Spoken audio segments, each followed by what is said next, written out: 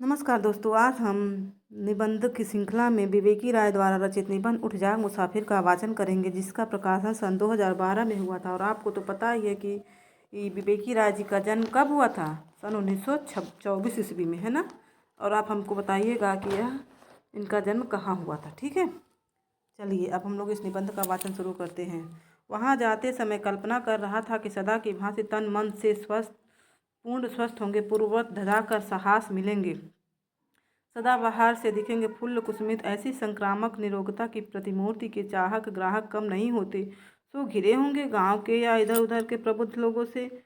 कुछ ले लो इस अंतिम आदमी से। क्या लोगे भाई, कहाँ टिक रहे हैं? इनके गुरु गंभीर जीवनानुभव या चिंतन निष्कर्ष तुम्हारी फटी झोली में। अच्छा चलो, मनोरंजन ही सही। पिछली बार गया तो एक सवाल खड़ा मिला। आपने इतना बड़ा पुस्तकालय गांव में खड़ा तो कर दिया, पर कोई पुस्तक पढ़ने वाला नहीं रहा तो उसका क्या होगा? प्रश्न सुनकर मास्टर साहब अर्थात जगदीश बाबू चिर परिचित मुक्तहास बिखर गया। और आधा उत्तर तो प्रश्नकर्ताओं को इसी में मिल गया कि यह भी कोई प्रश्न है, और यदि है तो इसे स्वयं से पूछो। शेष आधे उत्तर के रूप में वे पूरे आत्मविश्वास के साथ यह एक प्रश्न ही उन्होंने उछाल दिया। अरे भाई, रात होती है, अंधेरा होता है, तो तुम चाहो या ना चाहो प्रभात का प्रकाश स्वयं उतर आता है कि नहीं? और फिर वही मुक्त अंधेरा। अरे भाई, रात होती अंधेरा होता है, तुम चाहो या ना चाहो प्रकाश का प्रभाव स्वयं उतर आता है ना चाहो प्रभात का प्रकाश स्वयं उतर आता है, नहीं? और फिर वही मुक्त मृदु मंद हास। और तब ऐसा लगा था जैसे दिनकर की कविता पंक्तियाँ आकर खड़ी हो गई हो मास्टर के सामने, मास्टर साहब के पक्ष में गवाही दे रही हूँ। जवानी की आंखों में ज्वाला होती है, बुढ़ापों की आंखों में प्रकाश होता है। और यही कारण है कि जवानी संचय होती है, बुढ़ापा दान होता है। जवानी सुंदर होती है, बुढ़ापा महान होता है। लो गाँव वालों, बहुत लगन के साथ जवानी में संचित किया यह विशाल पुस्तकालय आयु के 5वें पड़ाव पर तुम्हें सौंप रहा हूँ। संभालो अपनी थाती। और तब वे क्या सचमुच महान नहीं हो जाते? लेकिन इस महानता की कल्पना को तब गहरा धक्का लगा जब उन्हें बेहालहीन स्थिति में देखा। जरा तुषार भिन्नता शरीर सरोजनी। पूरा श्लोक मुंह से कढ़ते कढ़ते रह गया। नहीं, अभी प्राण भ्रमर उसे छोड़कर कहीं जाने वाला नहीं। मात्र निश्चेष्ट उतान पड़े सोए हैं चौकी पर। बिस्तर नहीं, अधो वस्त्र के रूप में मात्र खादी का अंडरवियर है, और खादी का ही एक पुराना गमछा ओढ़े जैसे वस्त्र दोनों साफ सुथरे नहीं हैं।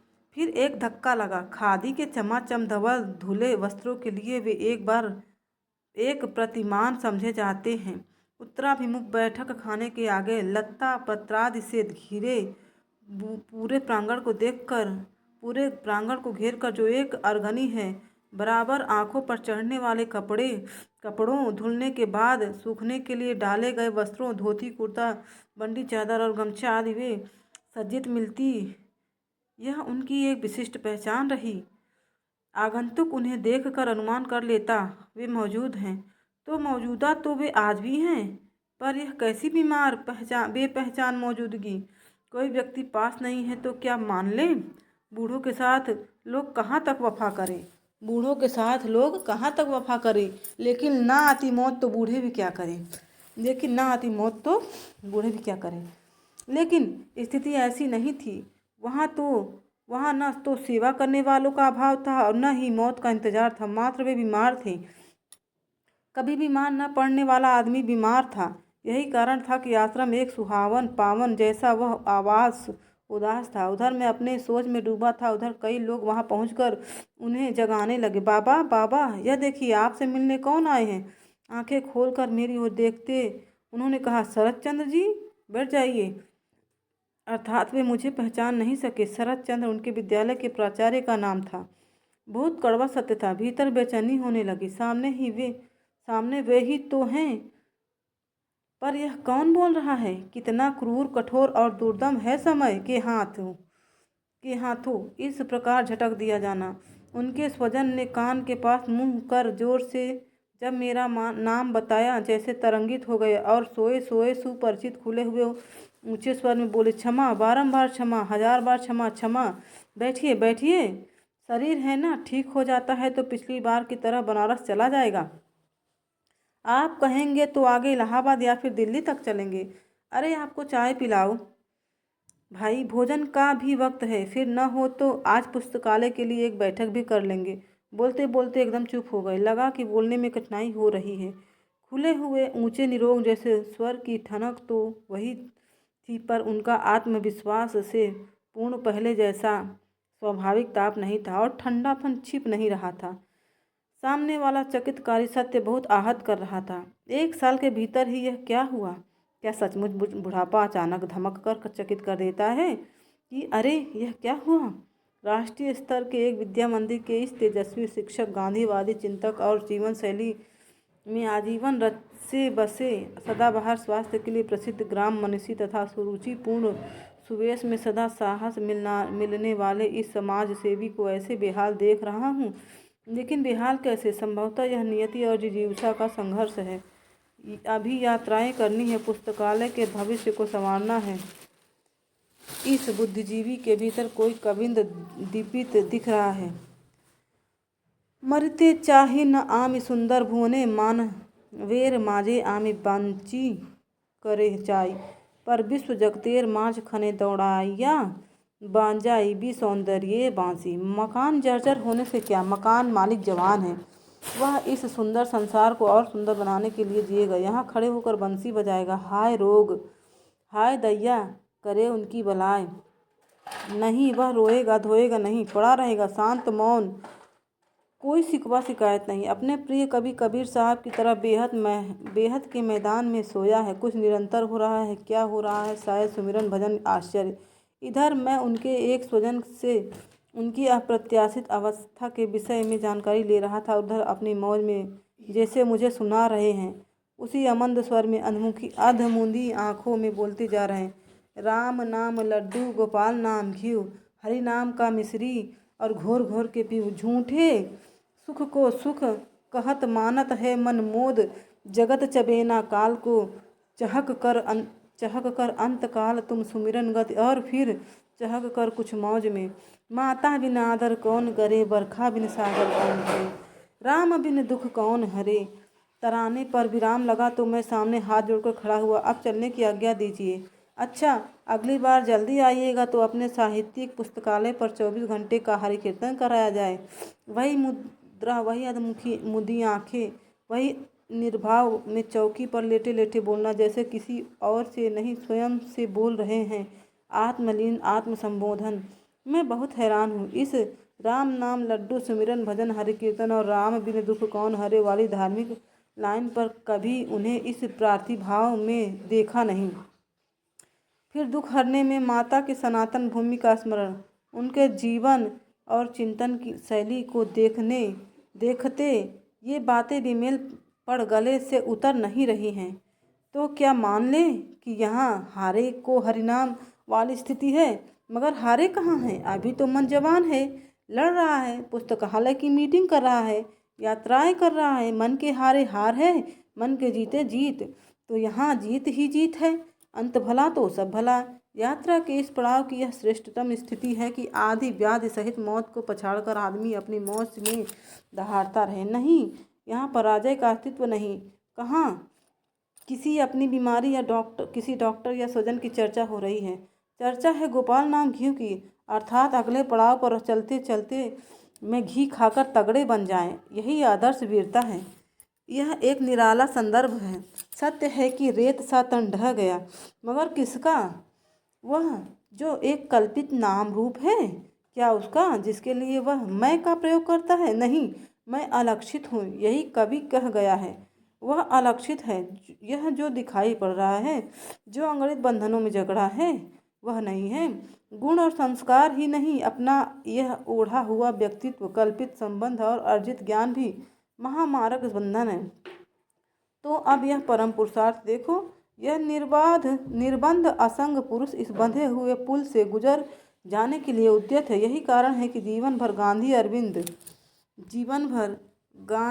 अरविंद, राधा कृष्ण, कबीरदास से लेकर दिनकर पंत प्रसाद, प्रेमचंद, हजारी प्रसाद आदि पढ़ने वाला अब स्वयं को पढ़ रहा है। अपना दीप अपने आप, अपना जिया अपना वेद, अपने अनुभव की राशि विपुल पुराण। तो क्या माता बिनादन कौन करे, उसी का एक महत्वपूर्ण पाठ है। अवश्य बहुत ही महत्वपूर्ण पाठ है। जीवन यात्रा से थका प्रत्येक यात्री विश्राम चाहता है। उसे माता की परम पावन गोद का आश्रय चाहिए। उसके अंदर में निर्द्वंद विश्राम है और वह निर्विघ्न आश्रय है। उसके आदर में ही विश्राम की ओर आश्रय की स्थिति है। इसलिए जीवन की बीहड़ बेला में उसे स्मरण करते हैं। क्रूर कठिन संसार द्वारा झटक दिए जाने पर जब धुंध में किसी अवांछित हाशिए पर पहुंच गए तो और किसे याद करें। उस आदर का स्मरण मात्र एक दुख हरण सहलाव है, सांत्वना का बल है, एक रोमांच है, अहोभाव है और हर्षित विराम है। किसी कवि की पंक्तियां उमड़ पड़ी। माँ चंदन की गंध है, माँ रेशम का तार, बंधा हुआ जिस तार में सारा ही घर द्वार, यहाँ वहाँ सारा जहाँ नापे अपना पाँव, माँ के आंचल सा नहीं और कहीं भी छाँव। थके यात्री को अब ठहराव चाहिए, विश्राम चाहिए, माँ की आंचल की छाँव चाहिए। माता बिना आदर कौन करे। कुल मिलाकर यह निज घर वापस लौटने की लालसा है, पर घर की आपाधापी से श्रम से छुट्टी मिले। सर्वों ही आत्मगृहे राजा, स्वस्थ रहे तो सानंद रहे, जो देखा जो सुना और जो सोचा समझा और कुल मिलाकर जो जिया वह सब मुँह मूल परमारथ नाही और मुँह सकल व्याधिन कर मूला। इन्हीं सारी व्याधियों से ग्रस्त दुखिया सब संसार है, उलट भांसी में जीती है। लोगों ने कहा मास्टर साहब बीमार हैं। बीमार अर्थात रोगग्रस्त, अस्वस्थ। अभी कुछ माह पूर्व तक आँख कान दिल दिमाग, चलना फिरना, हंसना बोलना, खाना पीना और व्यावहारिक जीवन जीना दुरुस्त था तो समझ लिया तंदुरुस्त है।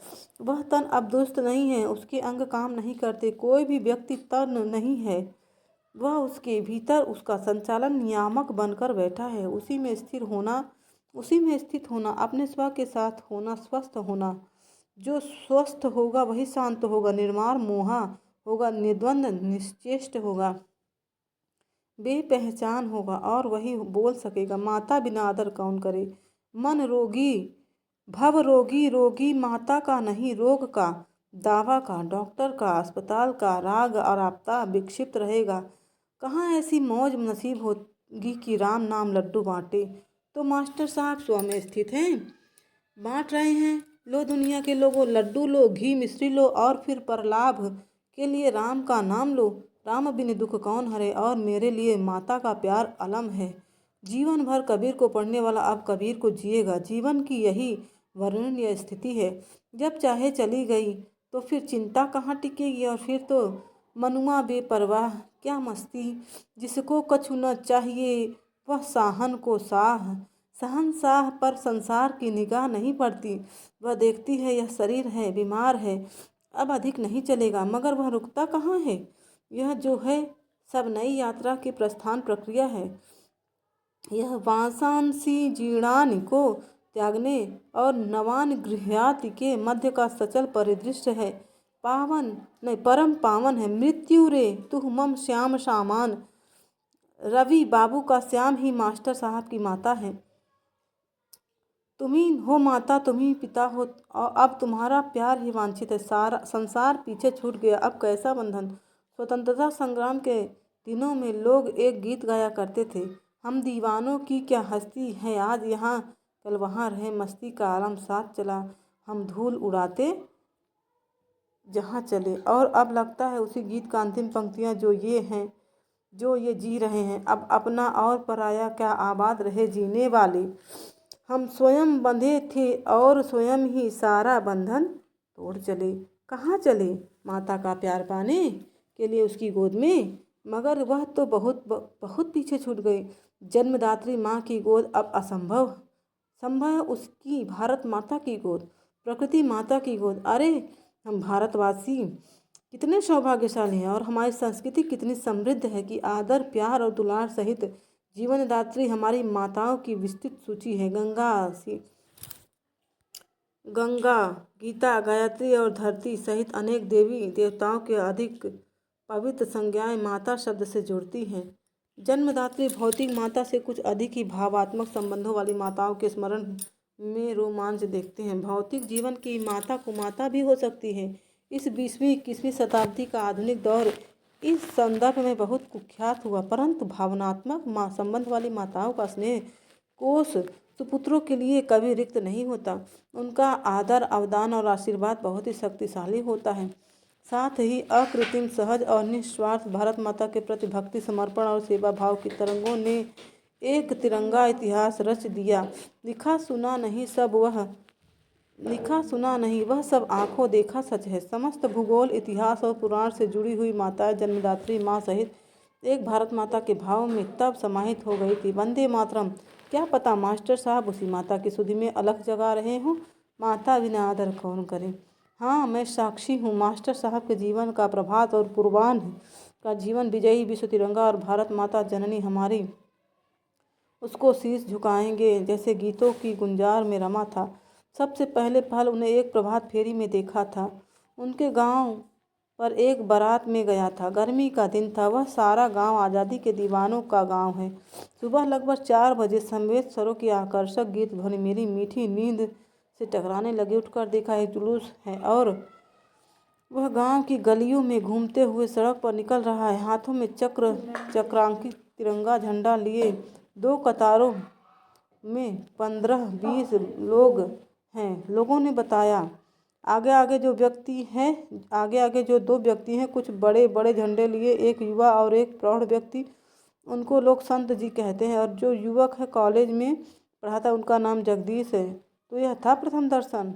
परिचय बाद में पुस्तकालय के माध्यम से हुआ। मुझे स्मरण है उस दिन प्रभात फेरी में लोग गा रहे थे, उठ जाग मुसाफिर भोर भई, अब रैन कहाँ जो सोवत हैं। वास्तव में यह उठ जाग वाला हाँ तथा उत्तिष्ठित जागृत के प्राक ऋषि आह्वान को नए संदर्भों में ध्वनित करने वाला गीत मास्टर साहब की प्रिय गीत हैं। अनेक बार इसे उनके मुंह से सुना है। क्या पता जीवन की चढ़ती अवधि का यह राष्ट्र जागरण गीत इस जीवन की उत्तरी संध्या बेला में आत्म जागरण की कोई मनोवैज्ञानिक लहर बनकर कंठ स्वर में फूट पड़ी हो। माता बिना आदर कौन करे। जन्मदात्री माँ की ममता भारत माता के में रूपांतरित हो गई हो। ऐसे भाव रूपांतर स्वाभाविक है। उस सेनानी पीढ़ी की भारत माता के प्रति स्वाधीनता और नवजागरण के प्रति समर्पित तथा गहरी संशक्ति समय का एक ज्वलंत सत्य है। आत्म जागरण बनाम राष्ट्र जागरण गीत की प्रथम कड़ी का भाव प्रवाह दोनों ओर है। उठ जाग मुसाफिर भोर भई, अब रैन कहाँ जो सोवत है, जो सोवत है सो खोवत है, जो जागत है सो पावत है। किंतु आगे की पंक्तियों की राष्ट्रीय अर्थ में नई व्याख्या की जाती है। मास्टर साहब कहते हैं, गीत में प्रभु का ध्यान करने की बात कही गई है। हमारा रब भारत माता है, हम उसी का ध्यान करते हैं। रही बात पाप की, तो हम वासियों ने अपनी फुटमत का गाफिल होने तथा सोए रहने का पाप किया, जिसकी करनी भुगत रहे हैं, पराधीन बने हैं। भारत माता बंदिनी है और अगली पंक्तियों में जागने, एकजुट होने और कुछ करने का आह्वान है। और अंत में कहा गया, जब खेती चिड़िया चुग रारी, फिर पछताए क्या होवत है। तो इस जागरूकता मंत्र उठो जागो का राष्ट्रव्यापी मंत्र प्रभात बेला में स्पंदित है। मूल समस्या सो जाने की है। इसलिए जागने के बहुआयामी यत्न चल रहे हैं।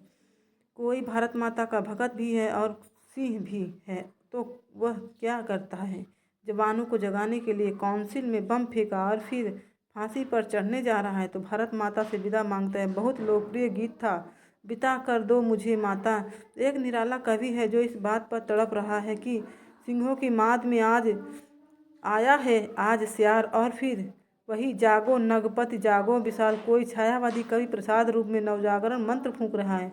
बीती विभावरी जागरी, शुरुआत भारतेंदु ने की। डूबत भारत नाथ बेगी, अब जागो उन्होंने परमात्मा को ही पुकार दिया है। पुकार सुनी गई। वह परमात्मा आत्मा के रूप में प्रतिष्ठित होकर और गांव के किसानों में नवजागरण का अदम्य ज्वार बन उमड़ रहा है। जागे हैं, जगा रहे हैं, उठ जाग मुसाफिर। प्रभात फेरी की यहाँ श्रृंखला गीत गुंजार से पहुँचती है आत्म बलिदान की मंजिल तक। बंदनी माँ को न भूलो, राग में अब मत झूलो। हाँ हो जहाँ बलशीष अगणित, एक सिर मेरा मिला लो। बंदनी भारत माता स्वतंत्र हुई, परंतु उस त्यागी, बलिदानी और आज़ादी की दीवानी पीढ़ी पुत्रों के सपने कहाँ पूर्ण हुए। अब तो भारत माता का नाम लेना भी गुनाह जैसा। उसका नाम सारा रोमांच वोट तंत्र के बुलडोजर में चप कर चूर चूर हो गया। समर्पितों में से कुछ कुंठित हो मर खप गए, कुछ पथभ्रष्ट हुए, ऐसे कि देश को कांटों से बचाते बचाते फूलों की मालाओं में डूब गए। कुर्सी कमाई, पार्टी, प्रॉपर्टी और लोकतंत्र बनाम धनबल तंत्र, बाहुबल तंत्र वाले अंधे युग के भ्रष्टाचार भक्त गा बजा कर नाच रहे हैं। अब हाँ नाचो बहुत गुबा, चोर मचावे शोर। तब मास्टर जैसा व्यक्ति अब क्या बोले, किस सोए देश को जगाए। अब मान ले पुस्तकालय उसका भारत है, अंधेरी रात के बाद प्रकाश को आना ही है। तब घर लौटे माता बाट देख रही है। माता बिना आदर कौन करे। माता भूमि पुत्रो अहम पृथ्व्याः, एक शब्द जोड़कर उसे एक उच्चासन प्रदान करें। मातृभूमि जन्म दिया माता सा, जिसने किया सदा लालन पालन, जिसकी मिट्टी जल से ही है रचा गया हम सबका तन। पंडित मन्नन द्विवेदी गजीपुरी की इन पंक्तियों में मातृभूमि अवदानों को लता द्रुमाद सहित रक्षाकारी उपादानों की ओर संकेत के बाद कभी एक मार्मिक बात कहता है कि माता की गोद तो केवल बचपन में ही मिलती है, परंतु मातृभूमि तो मृत्यु पर्यंत अपना स्नेह लुटाती है और मृत्यु के बाद अशरण शरण बन अपने में मिला लेती है। अंत में कवि कहता है, ऐसी मातृभूमि मेरी स्वर्ग से भी प्यारी, जिसके पद कमलों पर मेरा तन मन धन सब बलिहारी। यह माता मातृभूमि जन्मभूमि स्वर्गलोक से भी प्यारी। जननी जन्मभूमि स्वर्गादपि गरीयसी। एक जगह हुआ व्यक्ति इसके लिए तड़प रहा है। इस तड़पन में गीता ऊंचा ज्ञान की गूंज है। यह भूमि अष्टभेदी प्रकृति में प्रमुख ही माता है और पुरुष में परमात्मा पिता है, और न कोई माता है और न कोई पिता, वे तो निमित्त मात्र हैं। इसी मातृभूमि और सबका भाव जिसके सपनों में डूबा मुसाफिर पूरे देश को जगाता है। माता बिना आदर कौन करे, एक धन्यता का भाव है, एक भाव भीनी जननी जन्मभूमि की प्रार्थना है, एक मंत्र है, सुमिरन भजन और कीर्तन है, जीवन का साधना का सार है। बुद्धि विकुंठा नाथ समाप्ता मम युक्तयः। अब आश्रय नहीं तुम्हारा परमाश्रय चाहिए। संसार का आश्रय हार है और परमाश्रय जीवन की जीत है। बस अब शरण दो माता, एक मर्मस्पर्शी पुकार है। अंतिम परीक्षा की घड़ी में वाल्मीकि की सीता जी ने भी पुकारा था, माधवी देवी विवरम दातुमर्हति। पृथ्वी माता मुझे अपनी गोद में स्थान दे। माता का आदर मिला, वे उत्तीर्ण हुई। अंत में बता दूं, उस दिन मास्टर साहब को एक विजेता की स्थिति में देखा। देह गेह आलीक माया की तरंगे नहीं थी। स्वयं दुखी न होना और न दूसरों को दुखी करना बड़ी बात है।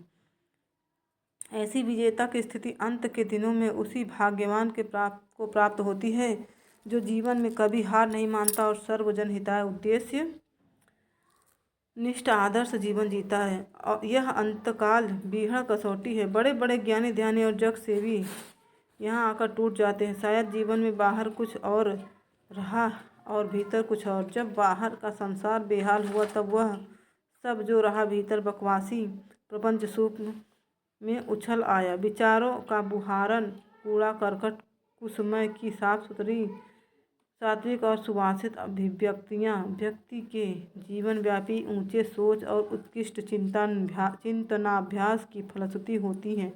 ऐसे जीवन संबल वाला व्यक्ति राग रहित हो तो मुक्त हास बिखेर सकता है। जिसको दुनिया डूबता सूरज की सांझ कहती है, वह उसका प्रभात होता है। उस प्रभात शिखर से वह आवाज़ देता है, उठ जाग मुसाफिर, उठ जाग मुसाफिर। और फिर मुक्त हस्त राम नाम लड्डू बाँट मातृ स्तवन में खो जाता है, माता बिना आदर कौन करे।